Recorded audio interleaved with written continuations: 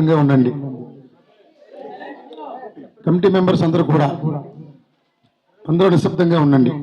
ఒక 15 నిమిషాల్లోనే కార్యక్రమాన్ని ముగిద్దాం. అందరికీ నమస్కారం. వేదిక మీద ఉన్నటువంటి మోహన్ రావు గారు యువకుడు ఉత్సాహంతో తన మాటల్లోనే చూశాను.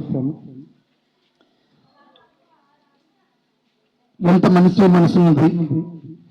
ఒక పల్లె గ్రామంలో పుట్టి పెరిగి తల్లిదండ్రుల సహకారం వలన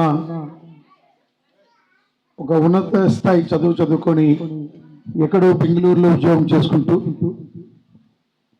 గ్రామీణ ప్రాంతాల్లో ఉన్నటువంటి ప్రతి యువకుడిని కూడా మంచి మార్గంలో నడిపించేదానికి కావలసినటువంటి సహాయ సహకారాలు ఒక గ్రామంలోనే కాకుండా ఇప్పుడే విన్నాను. నేను విజయనగరం జిల్లాలో చందులూరు అని అంటే నాకు తెలియనటువంటి గ్రామం అయితే కాదు, నాకు తెలిసినటువంటి వ్యక్తులు కూడా చాలా మంది ఉన్నారు. అటువంటి గ్రామంలో నిజంగా ఈరోజు గణేష్ మాట్లాడేటప్పుడు నేను విన్నప్పుడు నేను చాలా ఆనందించాను.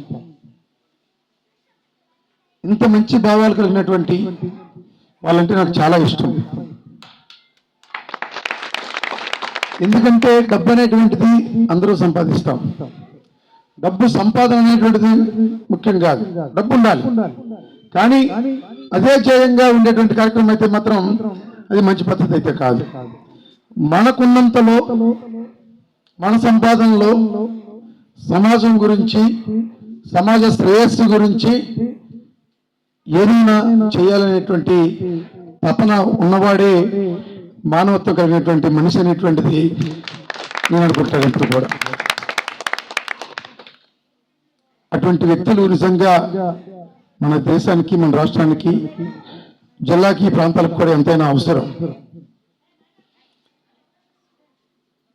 కోటీశ్వరుడు కాదు, లక్షాధికారి కాదు, చిన్న రైతు కుటుంబంలో పుట్టి ఈ స్థాయికి వచ్చాడు.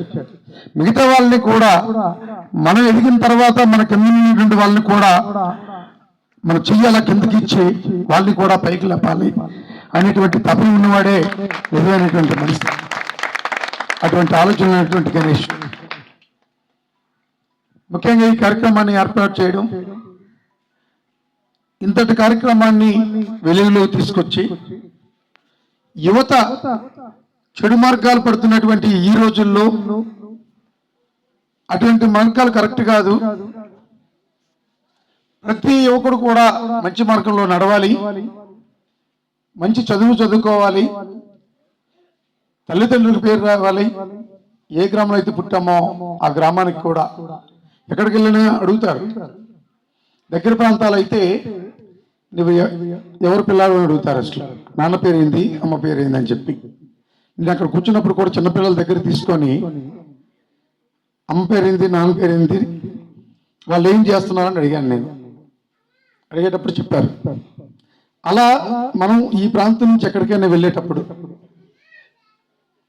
మనం చేస్తున్నటువంటి పనిని చూసిన తర్వాత నీవు ఎవరు అని అడిగేటప్పుడు మన తల్లిదండ్రుల పేరు కానీ, ఏ భూమి మీద అయితే పుట్టామో, ఏ గ్రామంలో అయితే పుట్టామో ఆ ఊరు గురించి చెప్పేటప్పుడు గర్వంగా చెప్పుకునే విధంగా ప్రతి ఒక్కరు కూడా తయారు కావాలి. మొట్టమొదటిసారిగా ఏదైతే ఈరోజు ఆర్గనైజేషన్, ఒక మంచి ఆర్గనైజేషన్, ఇటువంటి ఆర్గనైజేషన్ స్టార్ట్ చేస్తామని చెప్పి నాయుడు పిల్లల్ని తీసుకొని నా దగ్గరకు వచ్చేటప్పుడు తప్పనిసరిగా సహకరిస్తాను. నేరుగా ఇచ్చేటువంటి రైట్ నాకు లేదు. ఆ భవనాన్ని ఎండిఓ గారు ఆర్డర్ వేయాలి, మీరు ఒక దరఖాస్తు తీసుకురండి, దాని మీద ఎండార్స్మెంట్ రాస్తానని చెప్పాను. ఎండార్స్మెంట్ రాసి ఎండిఓ దగ్గరికి పంపిస్తూ మళ్ళీ ఎండిఓకి ఫోన్ చేశాను. వచ్చిన వెంటనే లేట్ చేయకుండా వాళ్ళకి ఆర్డర్ ఇవ్వండి అని చెప్పేసి ఇవ్వడం జరిగింది. ఈరోజు దాన్ని కార్యరూపం